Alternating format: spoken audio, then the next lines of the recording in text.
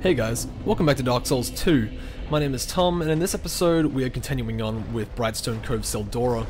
Now in this episode we're obviously going to finish it because we're almost at the end of this area here, and all we have left to do is kill Freja, and then we get to move on to Dragon Lake Castle. So this episode will probably be a bit shorter than usual, just because it's not... I kind of want to keep it to being self-contained to Brightstone Cove. And then next episode we'll move on to Dragon Lake Castle and we'll get into all the details surrounding Vendrick and surrounding that place.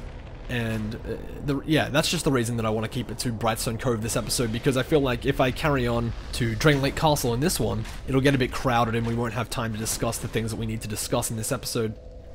So for starters, we discussed with Ornifex last episode about the Pale Beast and about the surrounding lore of this area. And she said that most of the things in this area are offspring or experimentations from that Pale Beast, or they have some connection to it. The spiders and the arachnid people that have transformed into these weird creatures.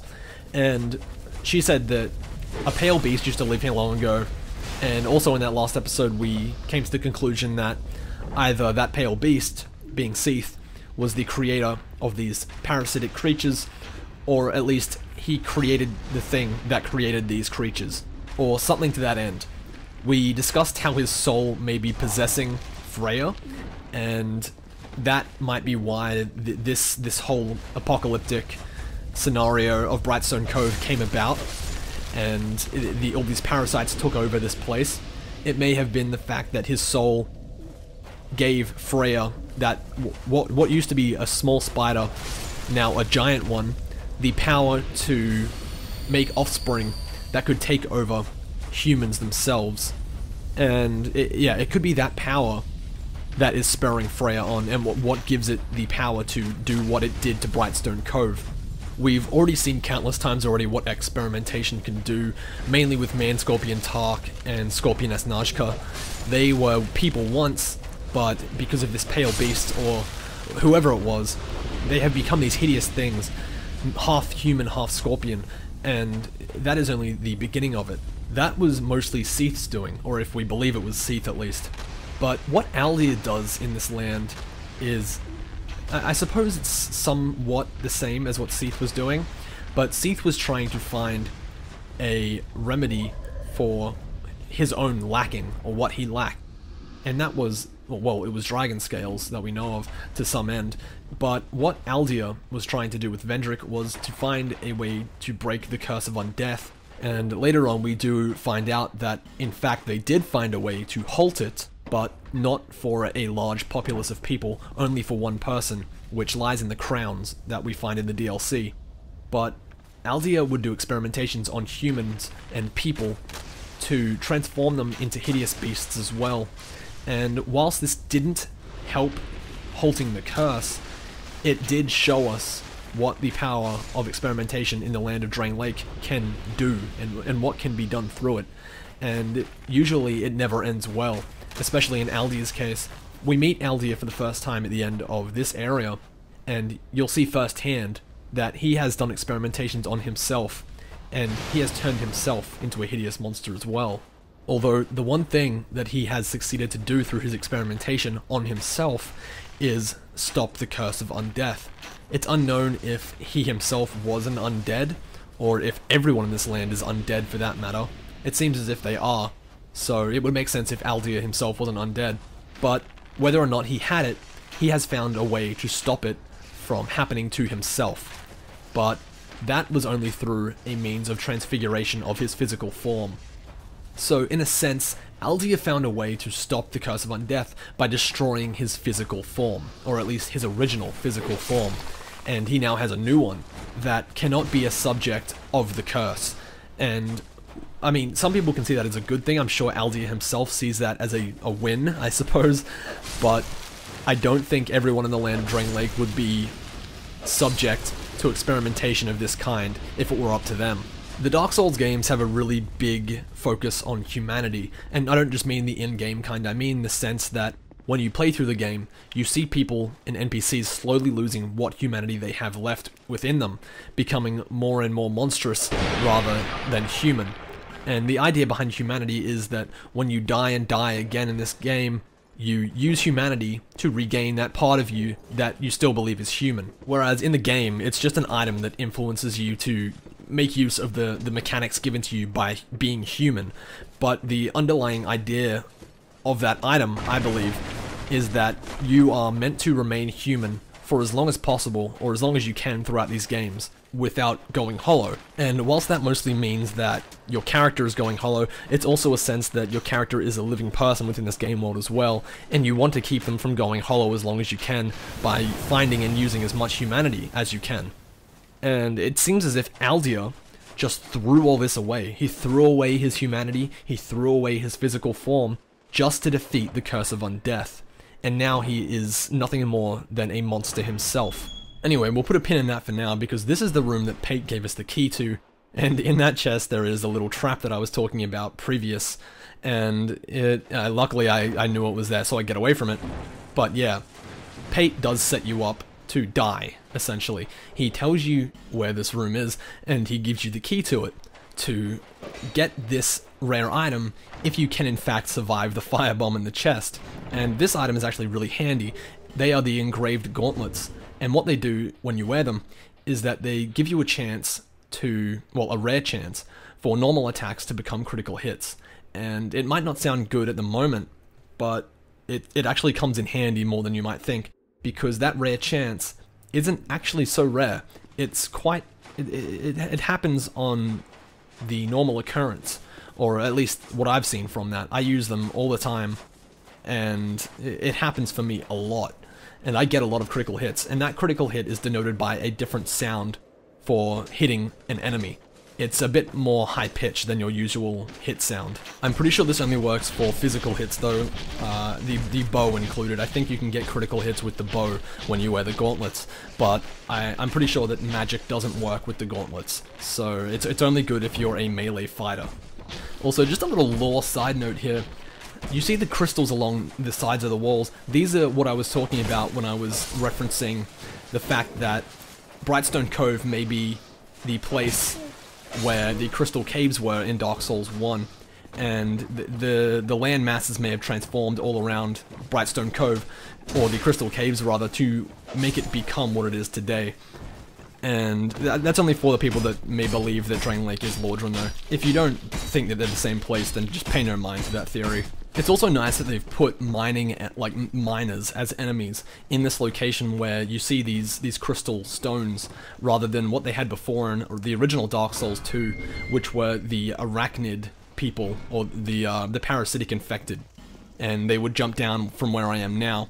They would jump down from above, and they would attack you. But now there's miners there, and I think it fits a lot better. And here we have a room filled with giant spiders. And I mean filled. I mean, there are about 15 of them in this one room. There was enough of them in that room in the original Dark Souls 2. I don't know why they added more. I hate the fact that this dev team thinks that to add difficulty to this game, or even the remastered version of this game, they need to add more enemies to their areas to make it harder. I mean, I've only been studying game design for about 2 years now, but even I know that this is a bad code of practice. You don't just add more things to make it more difficult. You think of ways to challenge the player in a way that not only challenges them mentally and makes them think around the problems, but something that challenges every aspect of how the character plays, whether it be a melee fighter, a magic fighter, just like one strong enemy in this room could have been more difficult than 15 spiders, because as you see here, I'm having no trouble with it at all. I'm just picking them off with a bow one by one, and they can't even make it to the door. Rather than this, have one incredibly tough enemy in this room as a sub-boss right before the actual boss, and make it challenge the player. I mean, they could have done this in the original Dark Souls 2, but even more so, they could have put it in Scholar of the First Sin in this upgraded version, and it would have made such a big difference to this one little part. I've been watching Lobos's stream of Dark Souls 2 that he's been doing recently, or rather the YouTube version of it that I've been watching, which was the kill everything you see run, and he makes, I mean, the same point over again, but it's a good point for Scholar of the First Sin. He's going through Dark Souls 2 again, but he's playing the original Dark Souls 2, because Scholar of the First Sin, it's basically the exact same game. It just forces you to relearn the locations of every item in the game, or rather half the items in the game. And that's all it really does. You can get the same exact experience from the newly patched version of Dark Souls 2, where it has the new lore, the new NPC encounters, and honestly, you don't need to pay for this whole other version of the game. It's not a waste of money, it's just not a good use of your money. And if you already own the original version, the upgraded graphics, or rather the upgraded lighting and textures, not even graphics, just lighting and textures, new enemy placements, and very slightly different game world are honestly not all that worth it. I'm 3/4 of the way through the game right now, and nothing has yet to impress me as being different. And on that front, I do completely agree with Lobos, because it's just the same game with things switched around.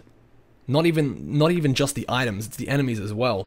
They've put new enemies in places that don't make sense, and they've taken old ones from areas that did make sense. And it seems as if they just mixed around a bunch of things, hoping that they would work, and hoping that the players would think, oh yeah, I think that's a good new place for it. And while I have said that some items and some enemies placed in different areas in this version are good, they haven't hit the mark on a lot of others. And even with artificial difficulty in Scholar of the First Sin, they've added more of it rather than less. And it seems as if they took in criticism from the player base a little, but not enough, and not efficiently enough to warrant buying a whole new version of this game. And this is mainly because a lot of the problems that persisted in Dark Souls 2 in the original are still very apparent in this version. And not only are they apparent, but they are even increased, and some of them are even worse. The PvP is a little better, but I don't really do PvP all that much. That only matters to people that really do PvP.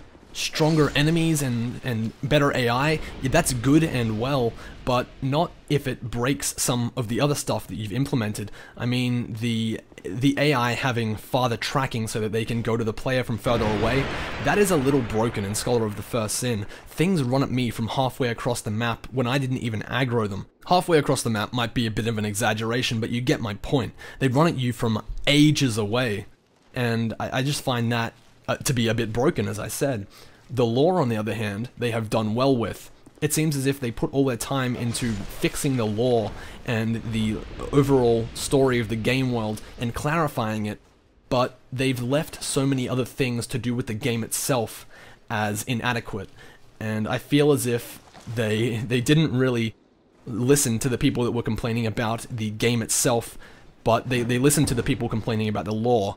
They fixed the lore, they fixed the lore items and lore descriptions, but they didn't fix the things like artificial difficulty. They just felt as if adding more enemies to the game world would make it more difficult for the player to overcome.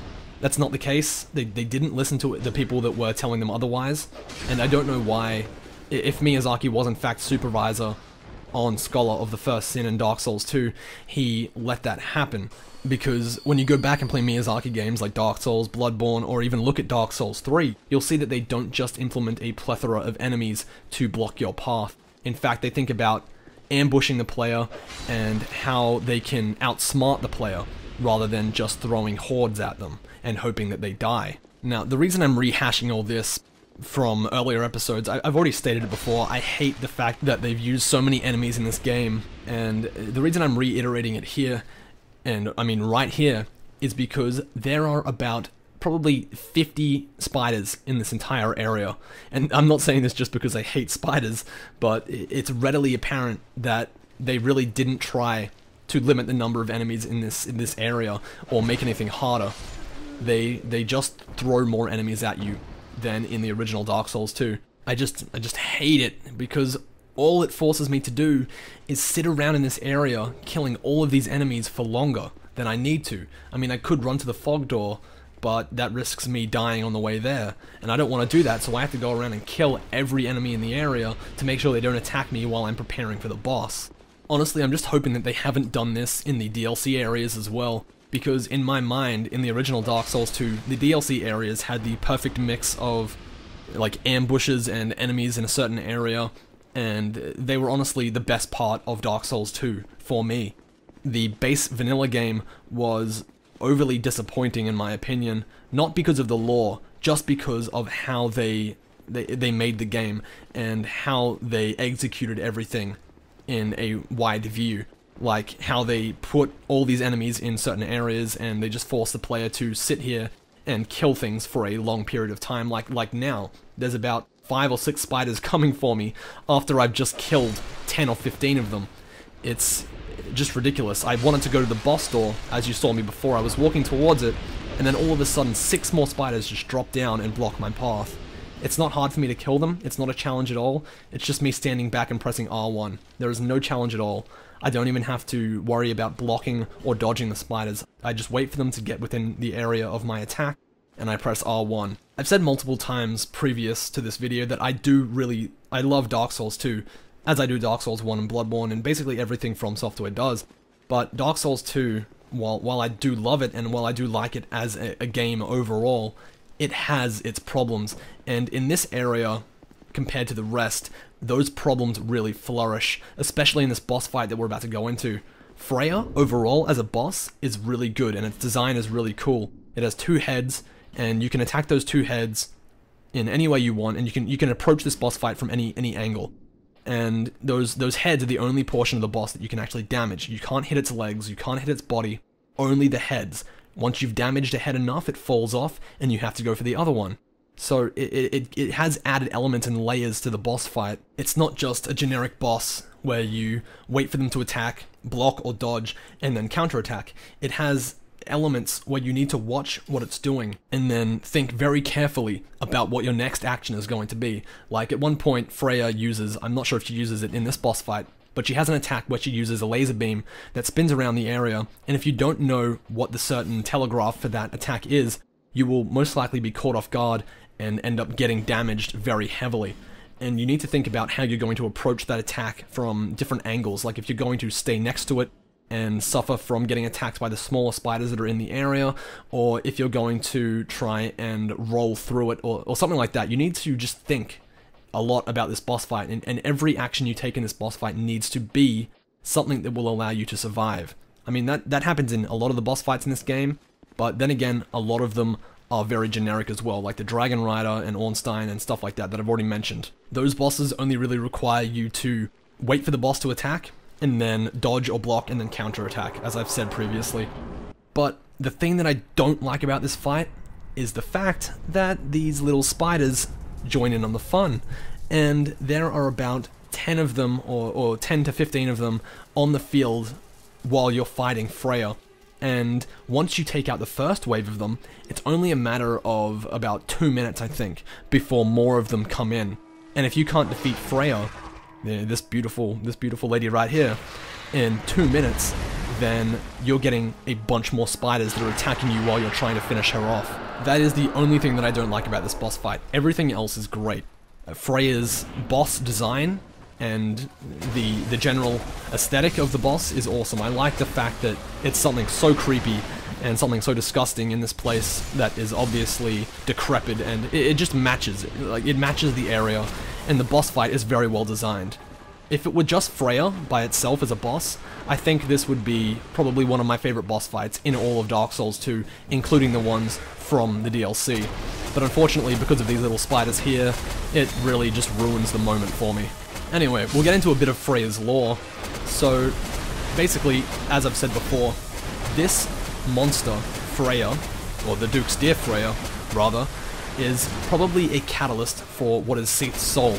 And if it is Seath's soul that is within this monster, then it is probably the reason for it having such a huge stature, and the reason it is as powerful as it is. Now, I don't think I've gone into this before, but when something absorbs a soul as powerful as a Lord's soul, or a Great Soul, it grows in size over time. something that has a lot of souls, or something that has a great wealth of souls within it, grows in size. And that is the reason why Vendrick is so big, because he had a wondrous soul, and that is the reason why Nashandra is so big as well. She also has a wondrous soul. So, since this small spider was probably infused by the Duke, who was also someone that was experimenting on things, or it could have even been Aldia, Freja, the Duke's pet spider, was infused with the soul of Seath, and over time grew in size, giving birth to offspring that became the parasitic arachnids that took over Brightstone Cove. I can't think of any other reason for why Freja would have grown in size if not for owning a wondrous soul. It is the only thing that makes sense to me, unless she was the subject of a lot of experimentation. But it seems as if she broke out of her cage and she just grew in size by herself and destroyed Brightstone Cove. It doesn't really say anywhere that she was experimented on, but we can probably make the conclusion that the Duke gave her this wondrous soul that was Seath's, and she grew in size by herself. Now what I'm looking at here is the husk of the ancient dragon. We'll meet the ancient dragon later on, but just remember that it's not the real one. The real one is right above us, right here, and it is dead, as you can see. That is where the spiders came from, where at the start of the boss fight. And just a quick little note, Freja herself does not have a great soul. We'll look in my inventory later on and you'll see that her soul is just a normal boss soul. It is not a great soul like the old Iron Kings or the Lost Sinners. In fact, it's most likely possible that her soul is normal, but was amplified by that of Seath's, which we get in New Game Plus, and the great soul that we picked up off the ground just then was something completely different. It could have been the dragon's, in fact, or it may have been Freya's, but just been on the ground for some reason, who knows. But it seems as if Freja herself did not possess a great soul, at least to some degree. I'm not sure why they made it so it was you picking up the great soul off the ground. We never get to read that great soul, so we'll never know. But it seems as if their intention there was to make it seem as if Freja, the spider, did not possess a great soul. And that man that we just killed there was the Duke. And I don't quite look at it, but up in a corner of the room there is a spider's cage, and it has been twisted open, so something has been broken out. So that used to be Freya's cage, it's a smaller spider. Anyway, here's Aldia.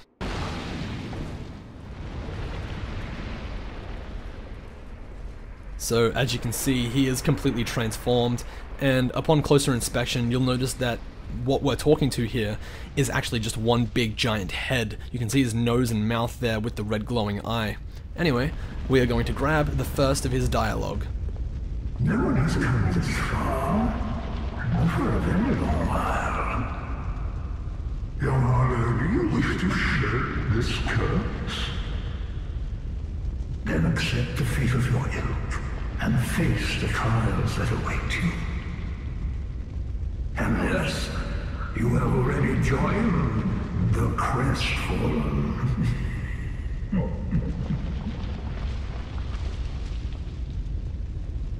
Young Harlow, there are but two paths. Inherit the order of this world, or destroy it. Only a true monarch can make such a choice. Very few indeed have come even this far. And yet your journey is far from over. Half-grown Hollow, have you what it takes? Truly? Young Hollow, seek after Vendrick.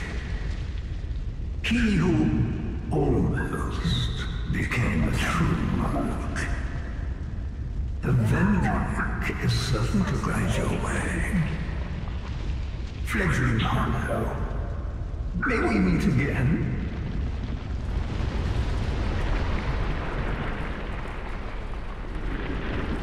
That was the first meeting with Aldia out of 3 or 4, I believe. We'll get the next one pretty soon since we're already at Drain Lake Castle. But we'll have to go into his dialogue and what he's talking about next time because this episode has to end for now. So once again, thanks for watching guys, hope you enjoyed the episode, and I'll see you all next time.